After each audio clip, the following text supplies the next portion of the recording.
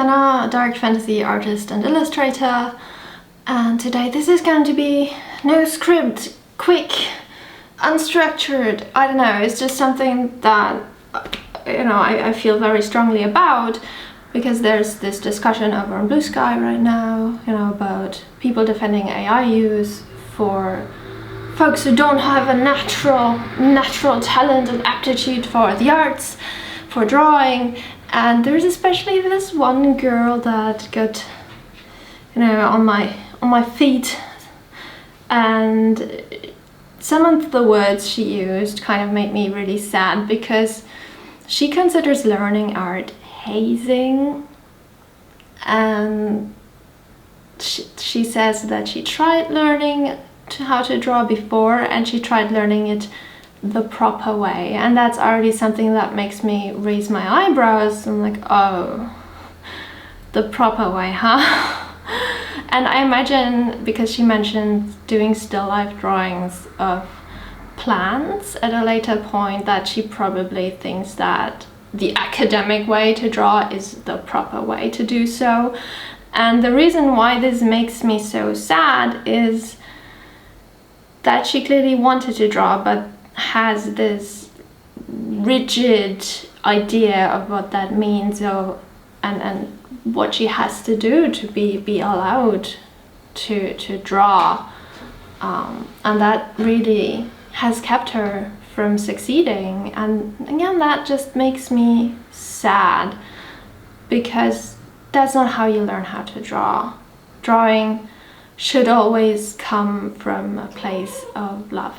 If you want to learn anything, really, anything that relies on your own motivation, on your intrinsic need to learn something new, it should always come from a place of love first.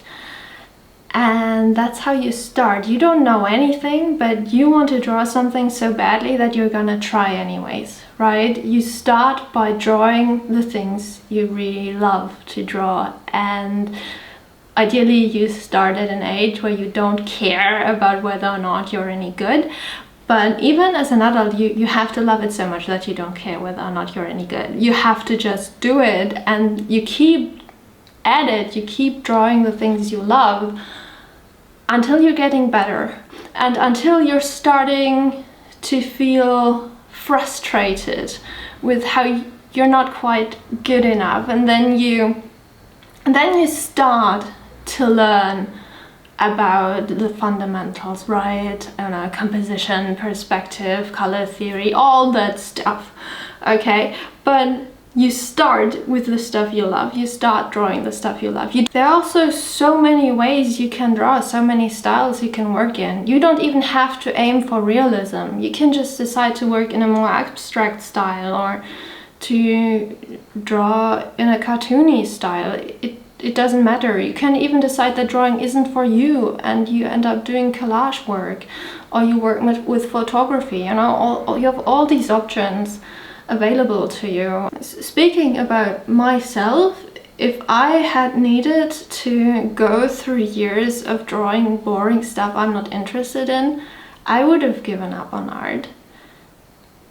It took me a really long while until I started to enjoy doing studies, whether that's from photos or from life. It took me a really long time until I was actually looking into a book and learning about how to do perspective with vanishing points. And I have to be really, really honest with you. I technically know how they work. I know how vanishing points work.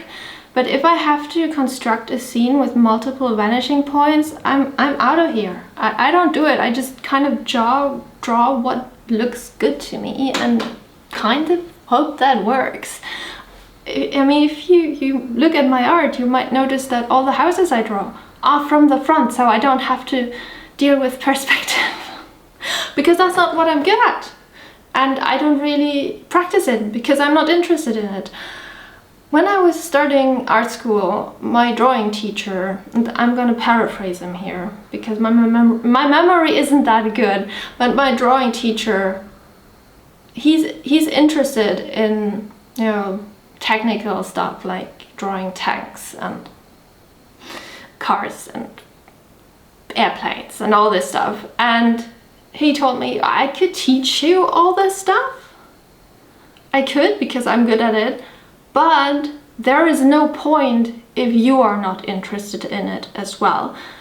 And I was feel very young, and I was but I have to be able to draw these things for concept artwork and stuff like this. I'm not a concept artist, I didn't end up there, but that was where I thought I had to focus. You know, I thought I had to learn stuff I'm not good at to, you know, expand my knowledge and my horizon and to have a career. But the truth is, you have an art career. You get really good by just focusing on the stuff you love, by just focusing on the stuff you love, by just focusing on the stuff you're naturally drawn to, that you're interested in, that you're curious about, and that you could just draw over and over and over again, because that is how you get good. You get good by repeating. It can be boring and frustrating, but you're still working on stuff you're really interested in and that you really love, and that's just where you need to start. I'm just repeating myself here now, so this is gonna come to an end. I think this is so important, and it just makes me so sad that there are people out there who don't let themselves learn because they think they have to go through a certain kind of program before they're allowed to do the cool stuff. You start with the cool stuff because you need to have something that keeps you going. With any kind of hobby or new skill you're learning, you have to start with the stuff that excites you. Because if you just make it really hard for yourself in the beginning, you're not gonna go anywhere. You're just gonna stop. Sometimes, like, I'm trying to get back into jogging, into running, and I remember a book I once read, a self-help book, and the author was like, well, if you're not puking at the end of your first running session, you're doing something wrong. And if I was puking every time I went for a run, I would have gone for a run exactly one time, because I don't want to spend all my life puking. I'm focusing on the stuff that gets me outside. I'm focusing on the stuff that gets me moving, and I love nature. I love being out in nature. So it doesn't matter how fast I run or how long I run, or if I spend the whole way walking.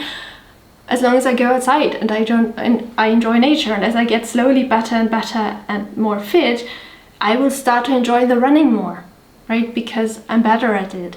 And that's the same with learning how to draw. You don't get out there because you want to get good at drawing. You get out there because there's something you really love, and you want to focus on that. And yeah, no, that's it. That's it for me today. This should be short and sweet, maybe. Oh, my cat, she's also very sweet.